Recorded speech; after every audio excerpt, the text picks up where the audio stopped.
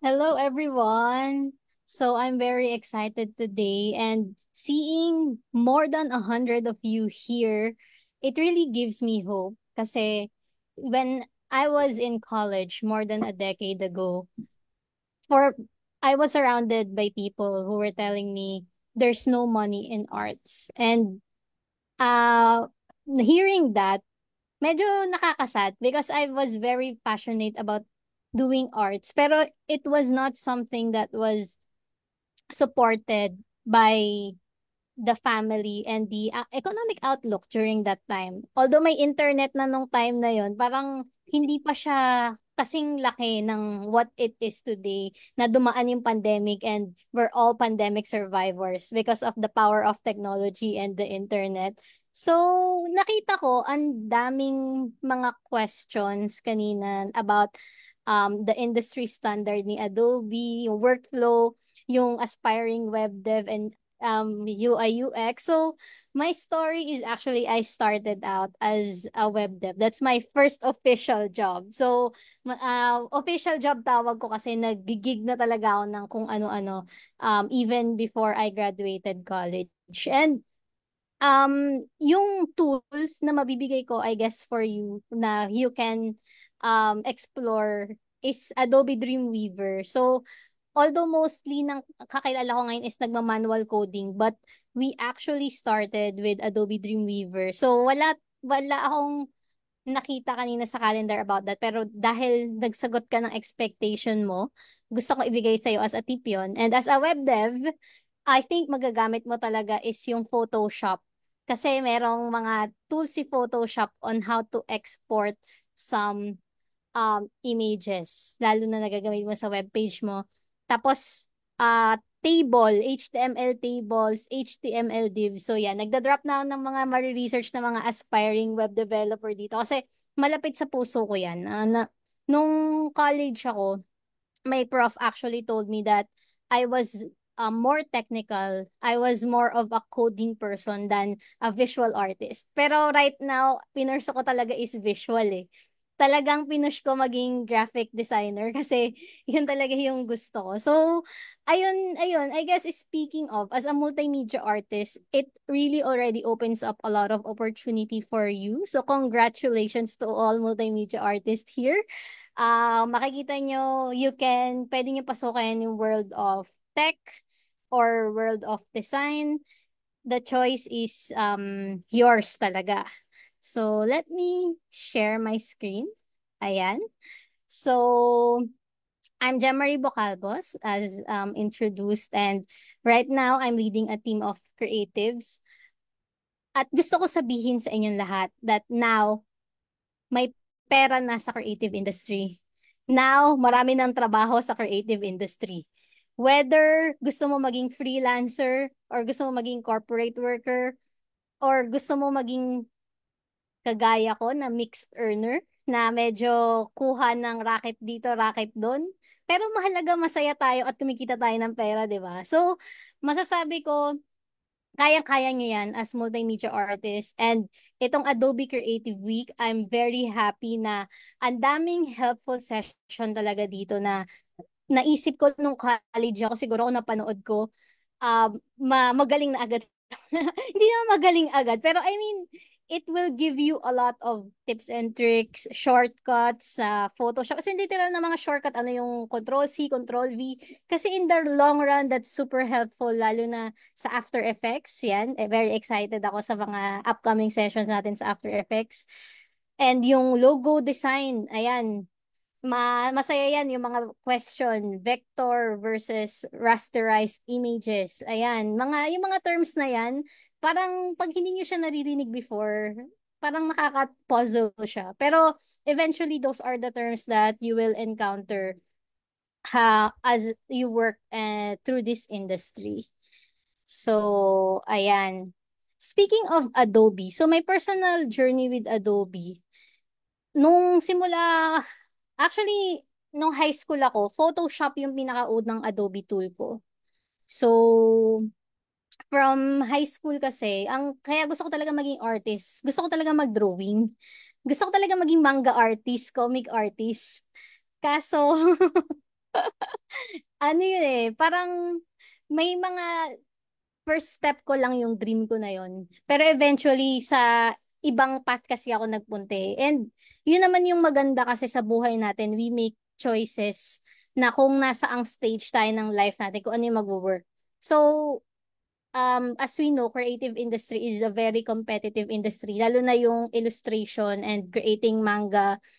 It's a very competitive industry even until now. So, naisip ko nung time na yun, kasi may mga friends ako, sobrang gagaling. And I don't encourage this kind of mindset, pero dumaan talaga sa point na nasabi ko na mas magagaling naman mag-drawing yung mga friends ko. So, ba't ko pa ipipilit yung sarili ko sa field na yun? So, yeah, nag-drawing pa rin ako on the side, pero it was not uh, the career that I pursued.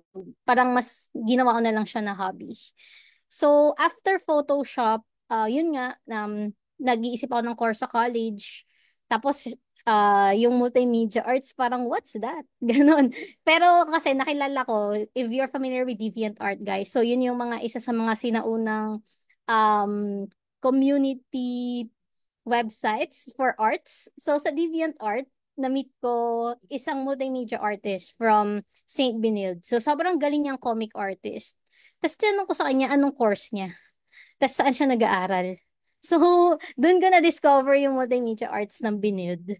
Tapos, yun nga, hindi talaga ini-encourage ako ng magulang ko kasi wala nga daw pera sa arts. Pero I'm very happy na I pursued the course kasi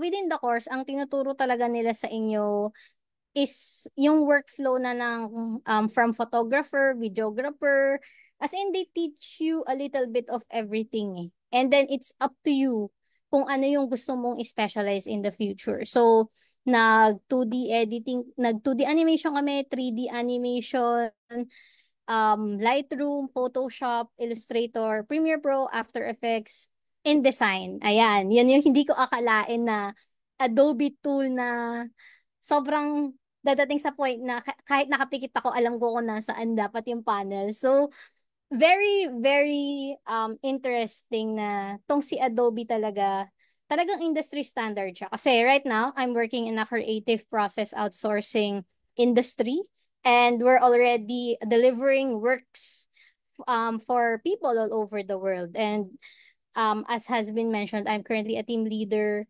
na I'm helping a team of creatives to support a company na based in the United States. So, akalain mo yun, kahit nandito pa lang ako sa Pilipinas, pero I'm already the work that we're doing, nakakarating yan sa United States, Australia, UK, ayan, lahat yan. So, today, ayan, yung Adobe Creative Tools is really very significant and may mga upcoming workshop tayo na hindi lang I know na makakatulong talaga sa inyo. We have the conceptual thinking, yan. Hindi lang technical skills eh. Kailangan may storytelling din tayo and may concepts din talaga gawa natin. So, conceptual thinking by Sandra Dan. That's going to be a very good session. We have the customized logo design in Illustrator. Ayan. So, maganda kasi kapag marunong din kayo mag-Illustrator, pwede rin kayo matuto ng motion graphics gamit yung After Effects. So, very interesting yung mga workflow ni Adobe through the different apps.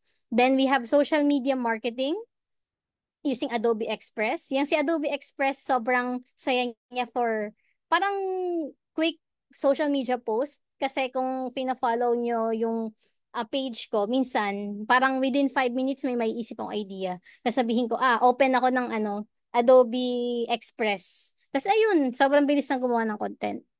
And then we have creating artistic effects in Photoshop and of course now generative AI.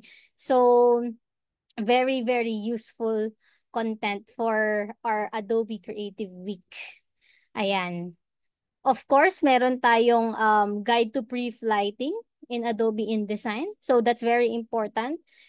May maririnig siguro kayo na magsasabi, print is dead. Pero I can tell you, print is not dead. So, ang dami pa ding mga collaterals na piniprint ngayon, lalo na bumabalik tayo sa mga live events.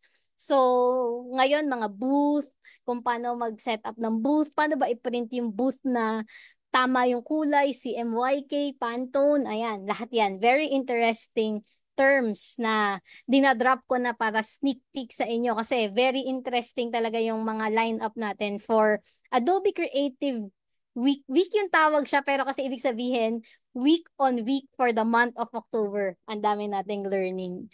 Ayan. So, global opportunities for Filipino creatives. So, ngayon, kaya masasabi ko talaga may pera na sa art at madaming trabahong naghihintay sa inyo, guys. Actually, yung company nga namin is nag-hire ng content writer, mga UI UX designer, yan, social media manager. So, ang daming opening ngayon, hindi lang sa company na namin, but even, yun nga, kung gusto niyo mag-freelance, or marami na rin creative agencies, marami na rin creative process outsourcing, madami kayong ma-applyan.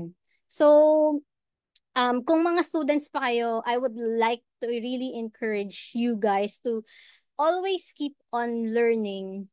Kasi we, as a Filipino, we contribute to the global economy.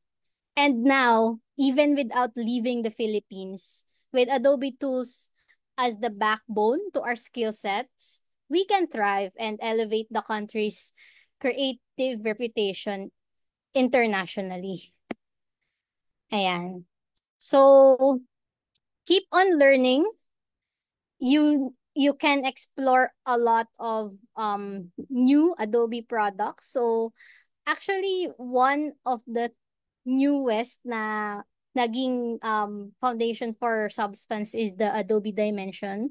So, I was a bit frustrated kasi gusto ko talaga maging 3D artist. Pero yan din yung isa sa mga paths ng multimedia arts na hindi ko masyadong na-explore further.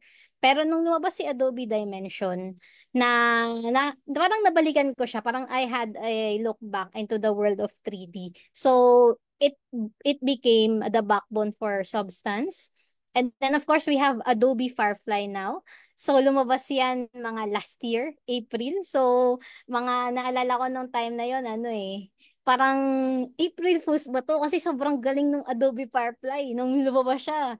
Parang hindi mo akalain na sasabihin yung AI, pindot-pindot lang, ganon, type-type lang. Hindi din. Dadating din sa time na kaka-explore ko, di ko alam, 8 hours na pala ako nagpipindot ng kung ano-ano doon. So, it's a tool that helps you brainstorm.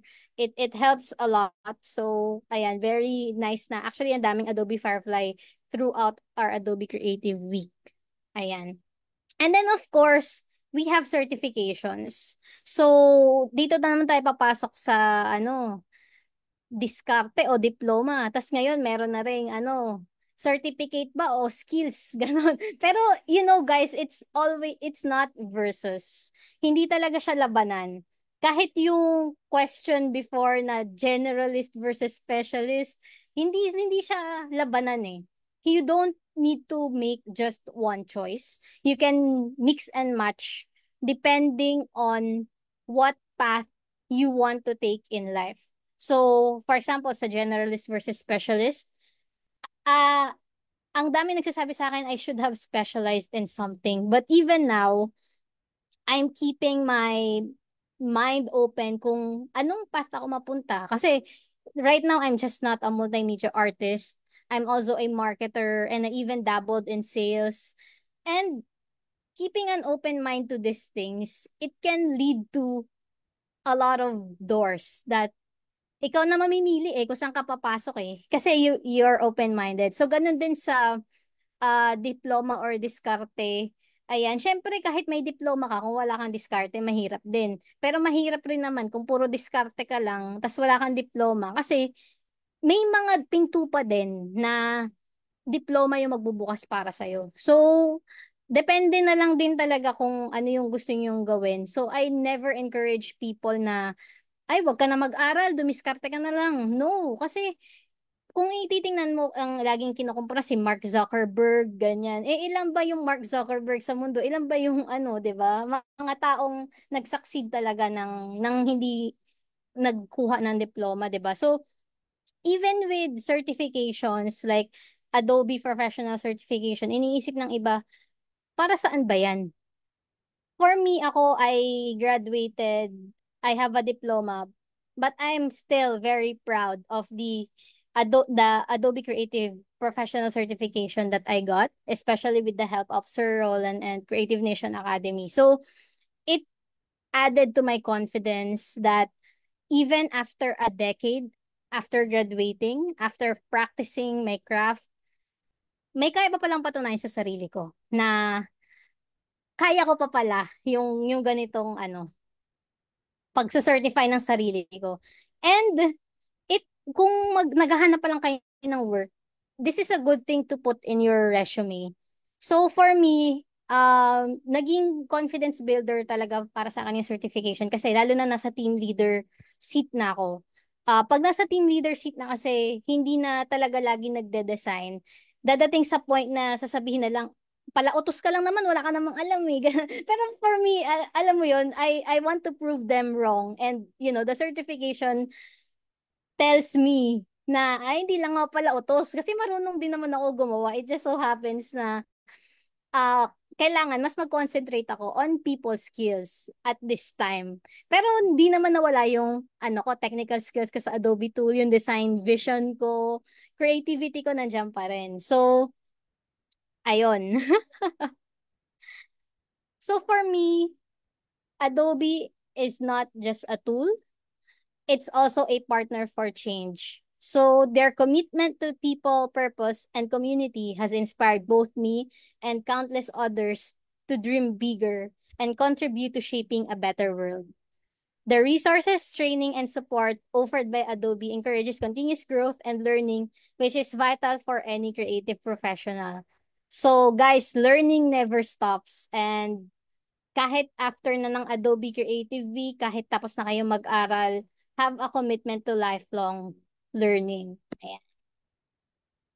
So, to all budding creatives here today, this month is your chance to ignite your own journey. Take this opportunity to visualize your future, not just as a multimedia artist, but as a thriving professional using Adobe Creative Cloud. The path may not always be straightforward, but with determination and the right tools, you can travel far. So I ask you, how will you create your future? How will you use Adobe's timeless tools to bring your ideas to life and contribute to the global creative economy? So guys, welcome to Adobe Creative Week 2024.